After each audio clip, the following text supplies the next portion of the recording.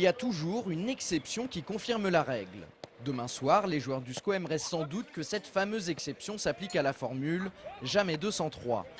Après s'être incliné consécutivement face à Boulogne et Montpellier, deux prétendants à la montée en Ligue 1, le SCO accueille Metz, un autre concurrent sérieux à l'accession, demain soir au stade Jean-Bouin.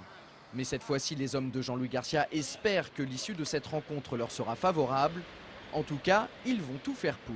Metz, c'est vrai que c'est un gros client qui joue la montée et on va pas leur lâcher le match, ça il n'y en a pas question. On n'a rien à leur envie, même si on leur doit énormément de respect par rapport à ce qu'ils font cette saison.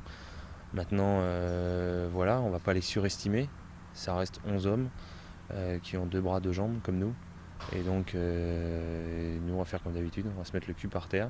Et s'ils veulent gagner, il va falloir qu'ils soient plus forts que nous. On ne va pas leur laisser la possibilité de prendre le dessus. On va vraiment faire ce qu'il faut pour pas leur laisser la possibilité de partir avec ne serait-ce qu'un point. C'est hors de question. On va faire tout ce qu'il faut pour gagner ce match.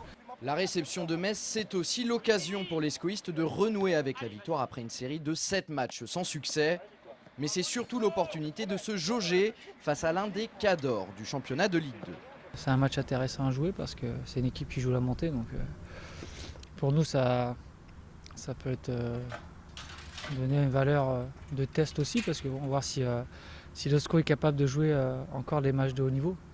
Parce que bon, c'est vrai que ces derniers temps, c'est mitigé, comme on dit. Il y a eu des bons matchs et il y a eu des matchs où on n'était pas dedans, mais dans l'état d'esprit, on n'a jamais lâché. Donc il suffit de retrouver un peu d'efficacité et puis peut-être que le SCO, on va dire que ça vendredi sera séduisant et efficace.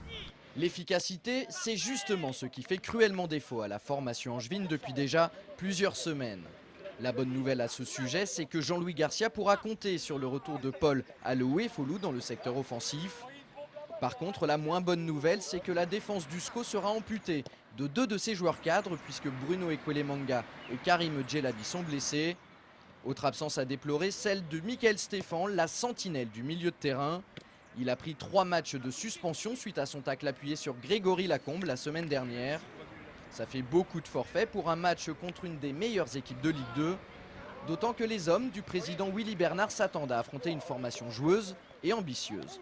Je pense que ça va être costaud, ça va pas vouloir, je pense, être trop dominé. Ça va tenter des coups en contre et puis essayer de marquer rapidement. Donc c'est un danger parce qu'ils ont des bons joueurs devant aussi, ça va vite et il faudra être vigilant. Donc bon, on le sait, on est prévenu et maintenant après je dis c'est surtout nous qui importe parce que notre état d'esprit, notre envie de jouer ensemble, aujourd'hui vous voyez ça rigole, il y a une bonne ambiance, ça travaille bien aussi mais il ne faut pas perdre ça surtout et puis je dis Metz ça sera peut-être un match pour faire oublier les autres.